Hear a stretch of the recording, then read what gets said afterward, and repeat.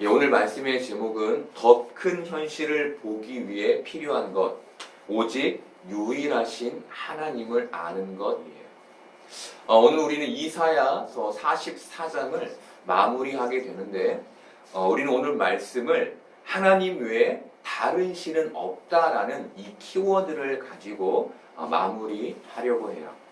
우리가 기도하자 기도 운동을 하고 있죠. 그렇죠? 하루에 10분씩 이렇게 기도를 하고 있는데 우리가 이 시간을 누리고 즐기면 좋겠지만 매일 마음이 여유가 있고 기도에 열정이 있는 게 아니어서 그렇게 누리고 즐거워할 수만은 없어요. 그래서 이럴 때 우리가 기도를 율법으로 가져가기를 바라는데 그 이유는 우리가 기도를 통해 이 세상에서 하나님을 확신할 수 있기 때문이에요.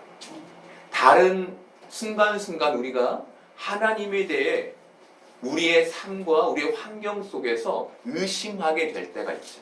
그런데 기도하면 그 의심을 물리치고 오직 하나님만이 세상의 유일하신 하나님인 것을 확신할 수 있게 되는 거예요. 저는 10분 기도를 할 때 늘 가장 먼저 간구하는 게 있어요. 그것은 성령 충만함이에요. 제가 성령 충만함을 늘 가장 먼저 간구하는 이유는 제가 하나님의 뜻에 맞는 기도를 그리고 하나님의 마음에 흡족한 기도를 성령님의 탄식하는 그 기도를 하나님께 드리기 위함이에요. 그리고 늘 빼먹지 않고 하는 기도가 있는데 그것은 이 세상에 하나님만이 유일하신 하나님이라는 고백이에요.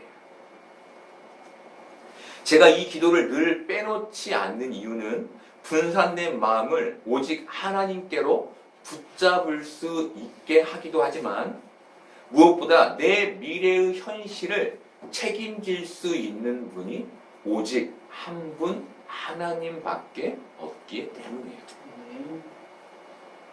여러분, 우리는 주위를 둘러보면 다들 너무나 하나님 없이 잘 살고 있는 세상을 보게 돼요.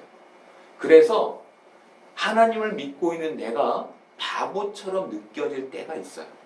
그런데 하나님은 오늘 세상에서 자신만이 오직 유일한 하나님이라고 말씀하시고 세상의 모든 것들, 그 우상은 가짜라고 말씀하세요. 유다는 우상을 섬기는 것으로 하나님의 처벌을 받았는데 바벨론의 포로가 되는 처벌을 받게 됐어요. 문제는 이들이 하나님께 바벨론의 포로가 되는 처벌을 받았음에도 불구하고 그 현실에서 가짜를 진짜인 것처럼 우상을 진짜인 것처럼 믿고 기도하고 섬겼다는 거예요. 포로가 된 유다가 그 현실에서도 진짜가 누구인지 알아보지 못했다는 거예요. 여러분, 이 문장이 되게 중요해요. 뒤에서 이 문장에 대해 다룰 건데 유다가 현실에서 우리가 사는 이 현실의 세상에서 진짜가 누구인지 알아보지 못했어요. 하나님은 그것을 너희가 내 말을 듣지 않았다라고 표현하셨는데 유다가 하나님의 말을 너무나 못 알아들어서 오늘 하나님은 유다에게 직접적으로 내가 세상의 유일한 하나님이라고 말씀하세요. 여러분, 그런데 이들의 우상 숭배는 이사야 시대에만 국한된 게 아니었어요. 이것은 출애굽의 광야 시절부터 있어왔던 고질적인 문제였어요. 여러분, 우상은 내 밖에 만들어지는 조형물에 국한되지 않아요. 우상은 나 자신일 수도 있어요. 중요한 것은 그 모든 중심에 탐심이 있다는 거예요.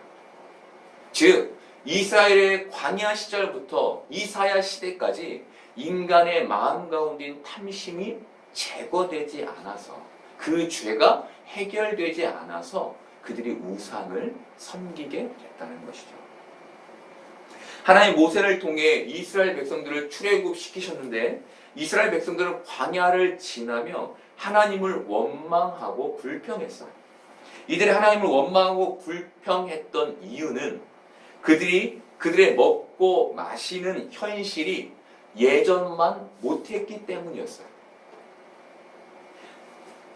이들이 이렇게 현실의 문제를 불평하며 보지 못했던 것이 있었는데 그것은 그들이 불평하던 그 시간에도 하나님은 그들을 젖과 꿀이 흐르는 가나안 땅으로 인도하고 계셨다는 거예요. 지금 현실의 환경은 예전만 못하지만 하나님이 그들을 이끌고 있다는 사실을 이들은 보지 못한 거예요. 여러분, 우리도 인생을 살다 보면 우리의 환경, 우리의 현실이 예전만 못하다라고 생각될 때가 있죠. 또 어떤 경우는 내가 하나님 믿기 전에는 잘 살았는데 하나님 믿은 다음에 못 살게 됐다라고 원망하는 사람들도 있어요. 근데 여러분, 우리가 그 중심에서 봐야 할 게 뭡니까? 내가 불평하고 원망하고 있지만 그럼에도 하나님은 나를 천국으로 인도하고 계신다는 사실입니다. 우리의 불평 속에도 하나님 나를 사랑하셔서 우리를 그렇게 인도하고 계신 거예요. 이들은 현실에 눈이 가려져서 미래에 있을 더 큰 현실을 보지 못하고 있었어요. 여러분, 이들이 미래에 있을 더 큰 현실, 그 젖과 꿀이 흐르는 가나안에 있게 될 것을 보지 못한 것은, 그리고 현실적 결핍에 있었던 것, 그리고 이들이 하나님을 섬기지 않게 된 것은 다 그들의 현실적인 문제 때문이었어요. 문제는 우리도 이 현실에서 자유롭지 못하다는 거예요. 우리도 그들과 같은 현실적 결핍을 경험한다는 것이죠. 이 말은 우리가 미래에 있을 더 큰 현실을 보지 못할 때 유다와 똑같은 삶을 살 수 있음을 의미해요. 우리가 하나님이 우리를 인도하고 계신다는 그 안목, 그 시선을 갖지 못한 채 이 현실의 결핍에만 집착하면 우리도 유다와 다를 바 없는 우상을 섬기는 자들이 될 수 있는 거예요. 그런데 여러분, 유다가 하나님을 떠나는데 그냥 떠난 게 아니에요. 이들이 하나님을 떠날 때 이들은 하나님을 대신할, 하나님 대신 자기의 결핍을 채워줄 다른 어떤 것을 만들어 놓은 후에 떠났어요. 내가 든든히 믿을 만한 그 어떤 것이 있었기 때문에, 근데 그것을 내가 만들어 놓고 떠났다는 거예요. 그게 바로 우상이었던 것이죠. 우리가 이번 주에 신명기 1장부터 10장까지를 읽었는데 하나님 이 말씀에서 이스라엘 백성들에게 두 가지를 당부하세요. 그것은 나 하나님은 세상에서 유일한 하나님이다 라는 것과 내 규례와 법도를 지켜 행하라는 거였어요. 여러분, 이 말씀의 시기는 이스라엘 백성들이 가나안에 입성하기 전이에요. 즉 하나님께서 그들이 가나안에서 우상을 섬기게 될 것과 하나님의 법도와 규례를 지키지 않게 될 것을 염려하셔서 이 말씀을 모세를 통해 해 주신 거예요. 여러분, 우리도 이 세상에 결핍을 가지고 살아가고 있죠. 우리가 세상에 유일하신 신은 하나님밖에 없으며 그의 말씀의 규례와 법도를 지켜야 한다는 사실을 기억하지 못하면 우리도 유다와 똑같은 삶을 살게 된다는 거예요. 우리도 여지없이 이 세상에 내가 믿을 만한 것, 그것 우상을 만들어 놓고 섬길 수밖에 없는 존재라는 거예요. 하나님을 믿으면서 내 곁에 하나님을 대신할 어떤 것을 만들어 놓게 되는 거예요. 여러분, 그것이 뭡니까? 돈이 될 수도 있고, 사람이 될 수도 있고, 건강이 될 수도 있고, 여러 가지 내가 그 안에서 만족하고 의지하는 것들 모두가 우상이 될 수 있는 거예요. 많은 사람들이 신앙의 형식으로 자신을 가려요. 그런데 이 마음을 들추어 보면 거기에 미래에 있을 더 큰 현실을 보지 못하는 영적 어둠과 하나님만이 유일하신 하나님인 것을 믿지 못하는 불신앙이 들어있는 것을 볼 수 있어요. 하나님은 오늘 그것을 딱 꼬집어서 너희들 그렇게 살면 안 된다라고 말씀하시는 거예요. 그것을 오직 나는 유일한 하나님이야 라는 것으로 말씀하시는 거예요. 또 하나님은 오늘 유다에게 내가 너의 창조자이며 구속자라고 말씀하세요. 창조자와 구속자라는 말은 하나님만이 우리를 구원할 수 있는 유일한 신이라는 의미인데, 중요한 것은 하나님께서 나 외에 다른 신은 없다는 말씀을 먼저 하시고 그 후에 내가 너의 창조자이며 구속자라고 말씀하신다는 거예요. 여러분, 왜 하나님은 이 순서로 말씀하신 걸까요? 나는 유일한 하나님이야. 그리고 나는 너희의 창조자여 구속자야 라고 왜 이 순서를 가지고 말씀하신 걸까요? 하나님 외에 다른 신은 없다는 믿음 안에서만 하나님의 창조와 구속을 믿을 수 있기 때문이었어요. 그 유일하신 하나님에 대한 확신 없이 내가 하나님께 창조되었고 하나님께 구속되었다는 믿음은 있을 수 없는 거예요. 여러분, 이것은 이 현실을 신앙으로 살아갈 우리에게 굉장히 중요한 메시지를 줘요. 그것은 오직 하나님만이 유일한 신이심을 알 때 이 땅에서 하나님만을 창조와 구속에 대한 믿음을 우리가 갖게 된다는 거예요. 다르게 말하면 오직 하나님만이 유일한 신이심을 알 때 내 미래에 있을 더 큰 현실, 바로 구원을 보게 된다는 거예요. 여러분, 우리가 이 땅을 이렇게 살고 있는데 우리가 우리의 저 끝에 있을 그 구원을 보고 있나요? 우리가 정말 내 인생 속에서 이제 마지막에 있을 그 구원의 순간을 소망하고 있나요?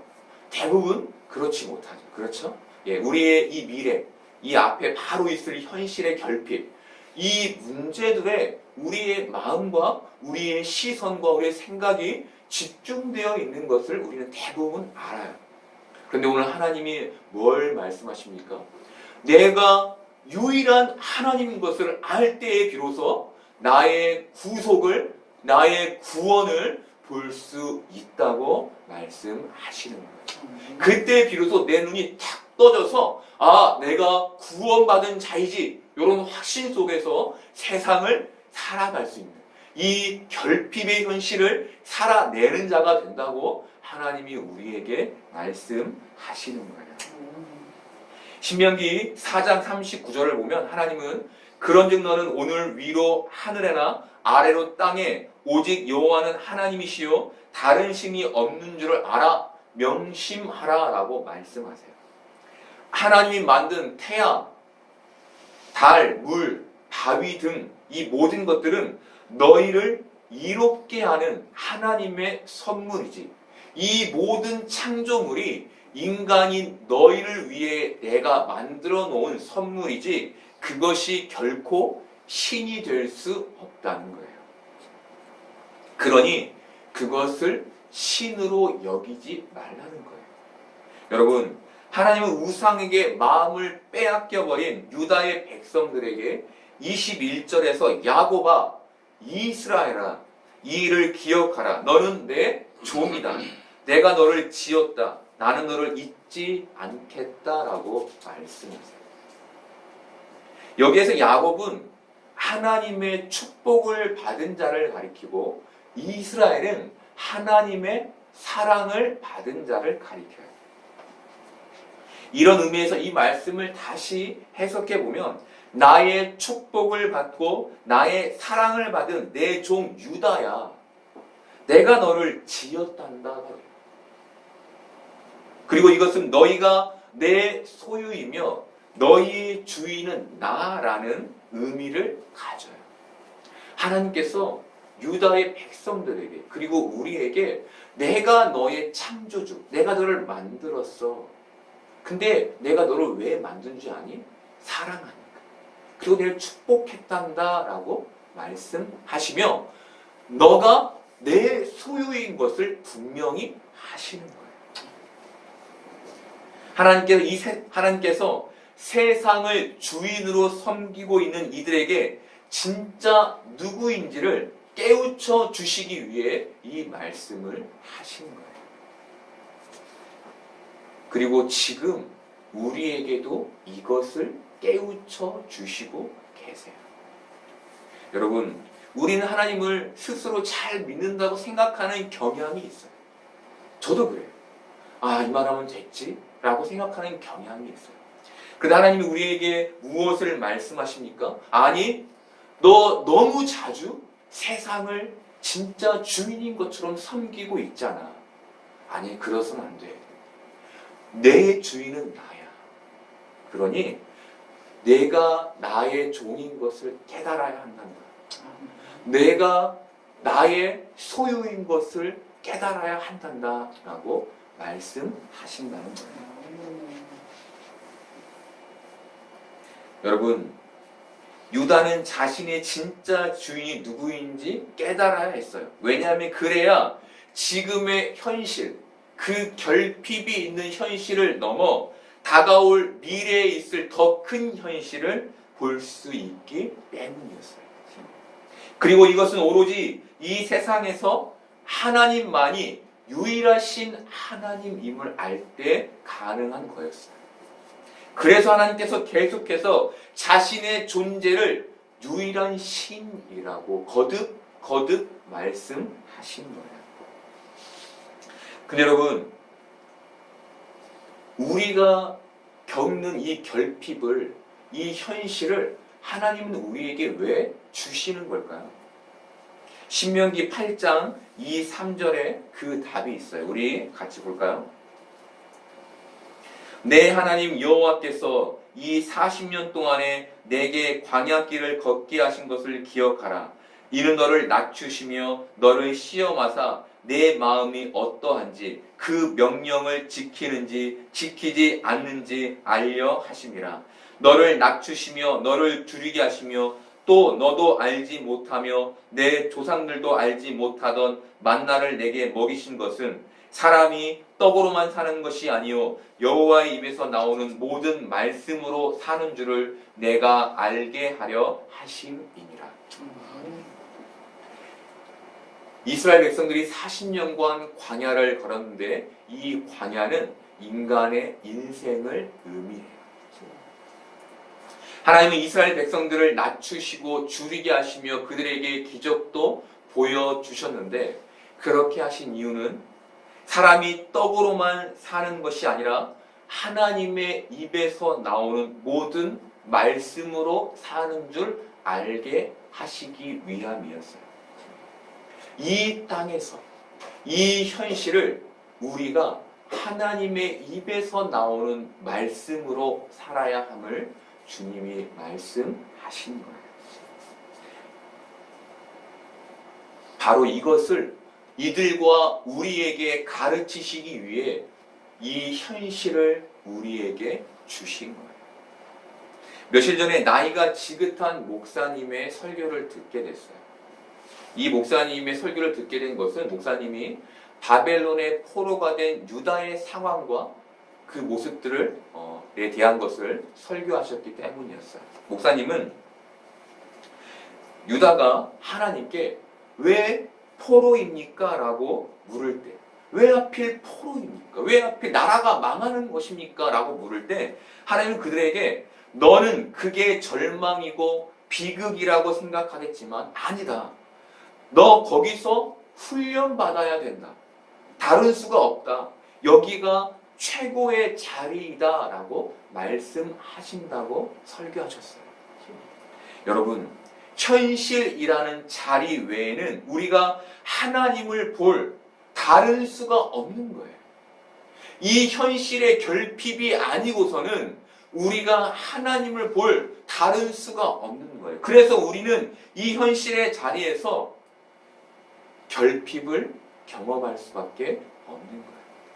여러분, 그런데 우리가 기억해야 할 게 뭡니까? 하나님이 우리에게 주신 이 현실의 자리에서 우리는 하나님 외에 다른 신이 없음을 알고 그분의 말씀을 들어서 그분이 이루실 더 큰 현실을 바라볼 수 있어야 한다는 거예요. 신앙을 나의 이 결핍을 채워가고 메워가는 것으로만 사용하지 않고 하나님의 말씀을 들어 그 말씀이 삶이 되는 이 세상을 하나님의 입에서 나오는 모든 말씀으로 사는 줄을 알고 그 말씀을 듣고 행하며 더 큰 하나님의 미래, 하나님이 주실 그 미래의 현실을 볼 수 있어야 한다는 거예요. 이제 하나님 24절에서 28절까지 구속, 구원에 대해서 말씀하세요. 이 말씀에서 중요한 것은 하나님께서 그의 말이 성취될 것을 말씀하시며 세상에 헛된 말을 하는 자들의 징표를 폐하며 점쟁이들을 바보로 만들고 지혜로운 자들을 어리석은 자로 만들겠다고 말씀하신다는 거예요.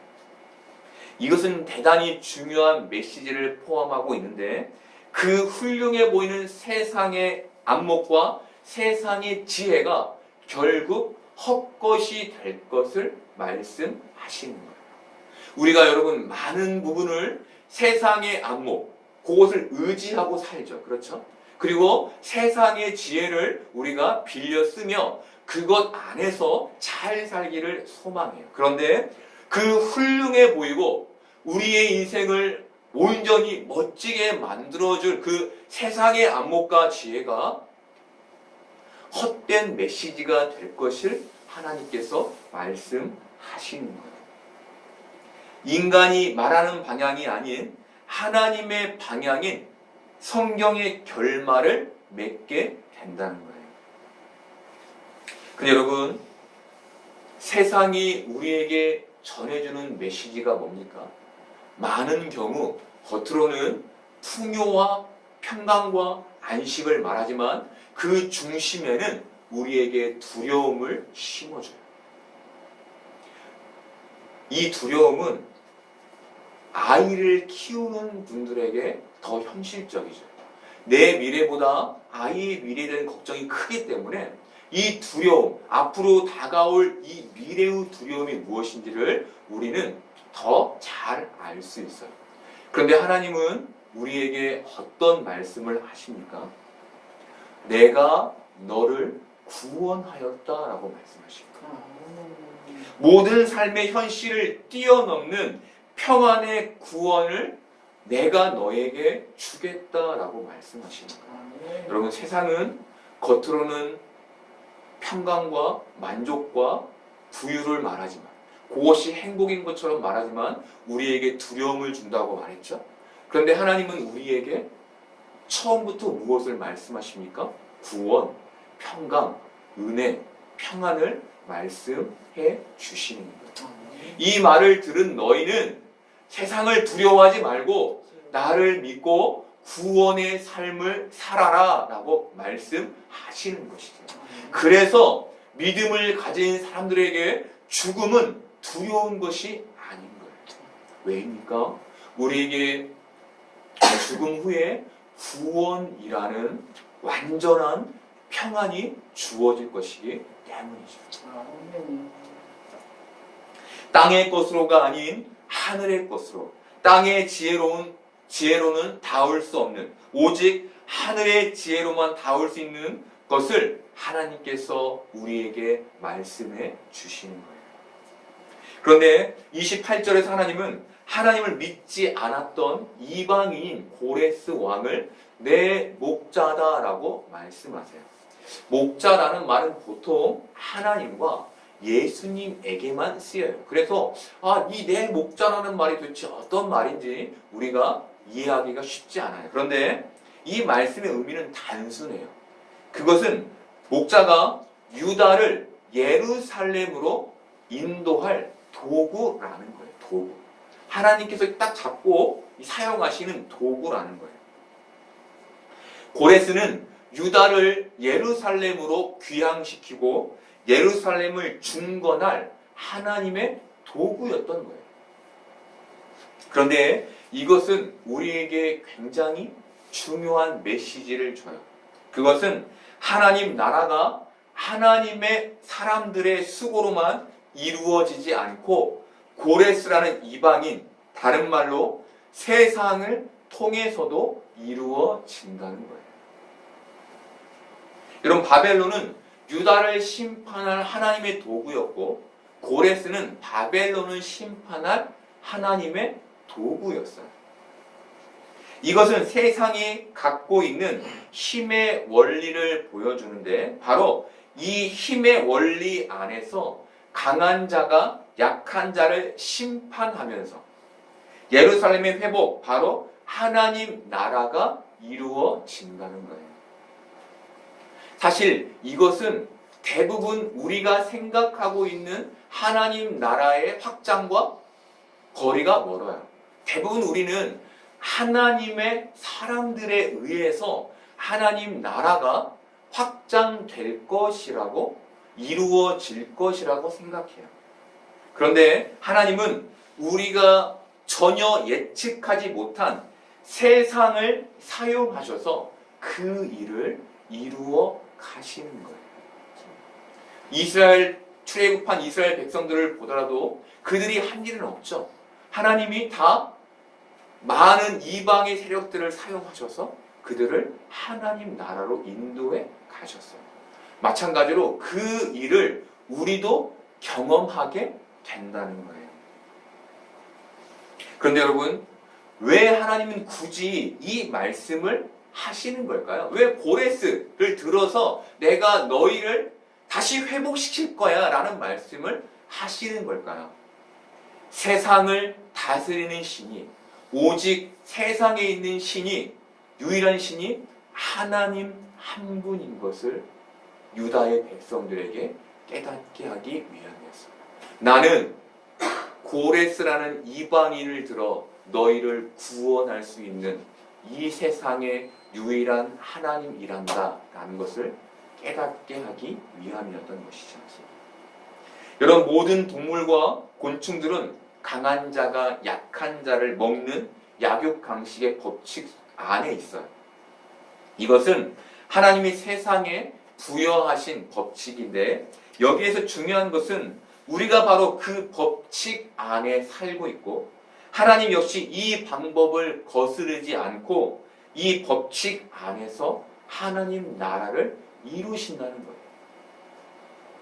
이 말은 우리가 약육강식의 법칙 속에서 결코 쉽지 않은 신앙의 여정을 살게 될 것을 말해줘요. 하나님을 믿으니 내가 평강이요, 내가 늘 행복하겠구나가 아니라 이 신앙의 여정을 걸어갈 때 쉽지는 않겠구나를 말씀하신다는 거예요. 이 여정은 먹을 것, 마실 것, 입을 것의 부족, 그 결핍과 싸워야 하는 여정이 될 것이고 더 나아가 강자가 많은 것을 독식하는 불의를 경험하는 여정이 될 것이며 정신적인 스트레스를 받는 여정이 될 거예요. 그럼 여러분, 우리가 기억해야 할 것이 뭡니까?